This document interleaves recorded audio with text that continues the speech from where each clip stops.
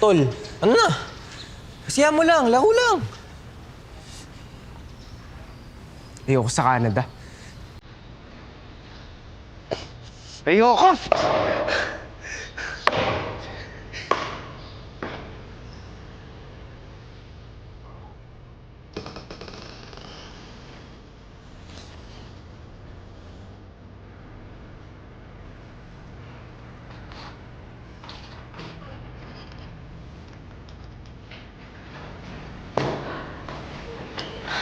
Kenneth!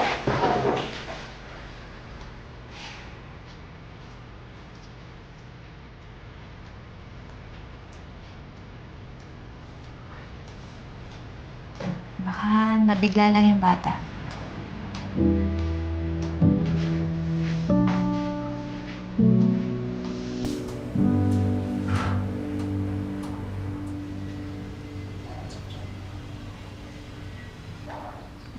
Mateo, merienda. Thank you. Nung mga bata pa tayo, yan yung paboritong merienda ni nanay pagkatapos maglaba. Parang naman ako rin eh. Sarah, may partner na ako sa Canada. Si Frank. Kasama ko siya sa trabaho. May konti na rin kaming negosyo. Hindi ko alam yun ah. Mahirap ang malayo, Sarah. Mahirap maipaliwanag lahat.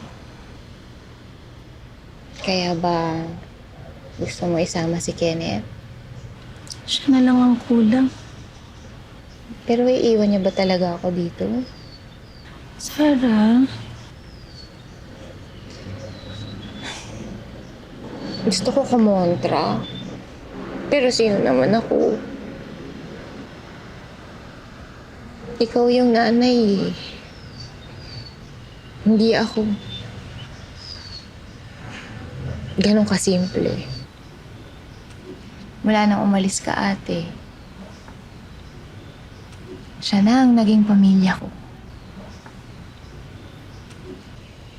Pero sa huli, tita lang niya ako.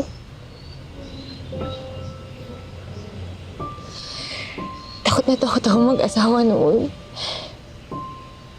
Kasi natakot ako, baka hindi ko siya maalagaan ng maayos. Baka magalit ka sa akin. hindi ko alam to, Sarah. Sorry. Hindi, okay lang. Wala akong pinagsisihan.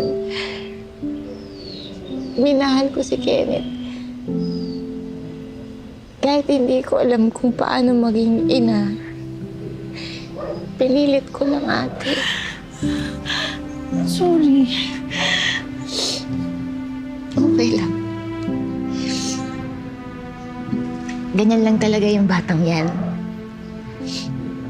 Mag-iisip, titimbangin lahat, tapos kusang lalapit.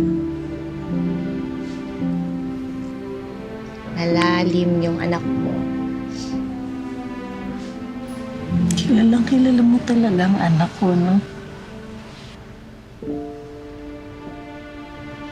Pero ate, paano po? Iiwan mo ba talaga ako? Sa ngayon, si Kenneth mo nang ayusin natin, ha? Tapos pag-uusapan namin ni Frank kung paano ka. Gusto ko sana sa edad natin to, hindi na tayo magkalayo pa.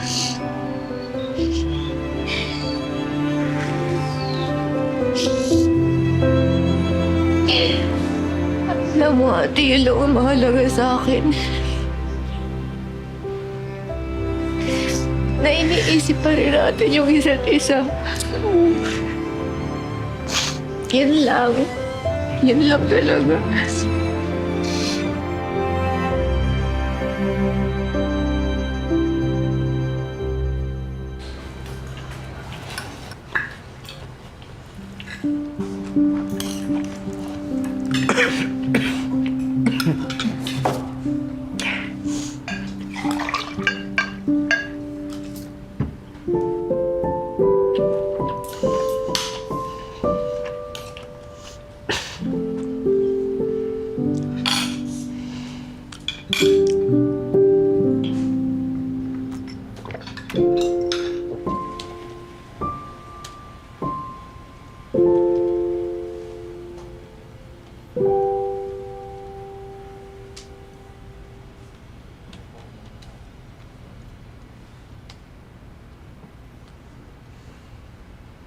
Algebra? Bio. Oh, magaling ang nanay mo dyan. Teka, tatawagin ko. Wag na, ma. Kaya ko na to. Ayaw mo ba talaga mag-Canada? Eh bakit? Noon, sabi mo gusto mo makakita ng snow. Sabi mo pa nga, ano kayang amoy ng Canada? Ano man eh.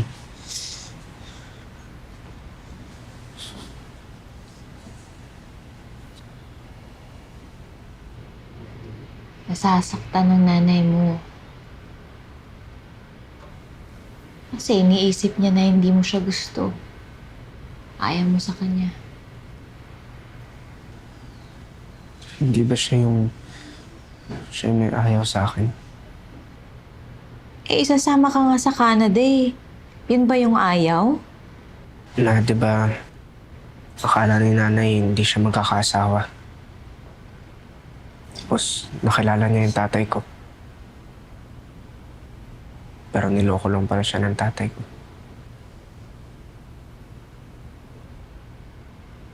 Ma, aksidente lang ba ako? Kasi pakiramdam ko, parang ako yung mali sa buhay niya. Hindi ako nangyari.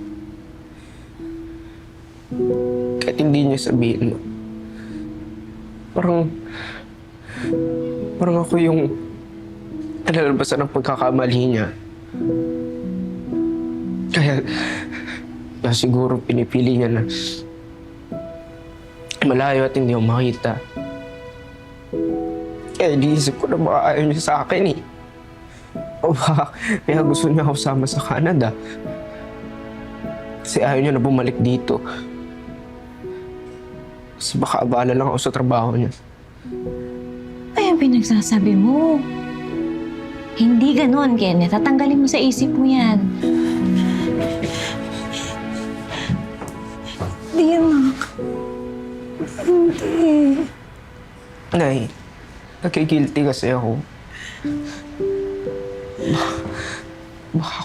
Baka mali ako sa buhay mo. Anak. Hindi ikaw ang mali sa buhay ko. Anak, nakinig ka sa akin. Ako ang nagkamali noon, hindi ikaw. Ikaw lang ang tamang nangyari sa buhay ko. Kung wala ka, hindi ko alam kung nakayanan ko lahat. Kung wala ka, baka naging mali lahat sa akin. Anak, hindi ka mali. Sorry kung wala ako para ipaliwanag sa'yo lahat. Sorry. Nay, sorry din, Nay, kung nasagot kita.